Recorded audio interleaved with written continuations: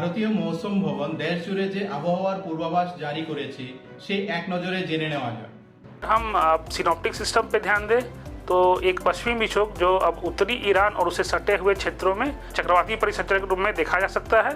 उसके अलावा जो सब ट्रॉपिकली वेस्टर्ली जेट स्ट्रीम है वो समुद्र तल से 12.6 किलोमीटर ऊपर 135 नॉट्स तक की गति के साथ पूर्वोत्तर भारत में चल रही है।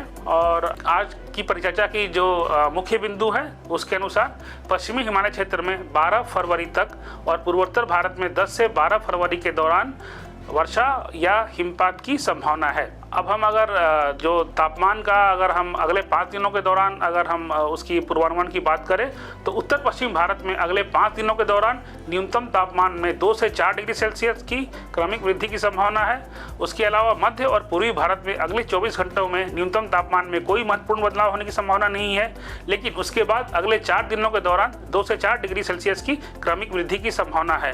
अब हम अगर अधिकतम तापमान की बात करेंगे तो अगले 24 घंटों में मध्य भारत में कोई महत्वपूर्ण बदलाव होने की संभावना नहीं है अगर अधिकतम तापमान की बात करें, और उसके बाद अगले 4 दिनों के दौरान 2 से 4 डिग्री सेल्सियस की क्रमिक वृद्धि की संभावना है।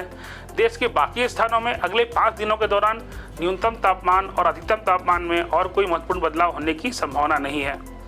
अब हम सब डिवीजन वाइज मौसम की चेतावनी पर ध्यान देंगे। आज की जो दिन 1 है 8 तारीख है उसके लिए शीत दिवस की जो है चेतावनी एक आध हिस्से जो है पश्चिमी मध्य प्रदेश के लिए दी गई है।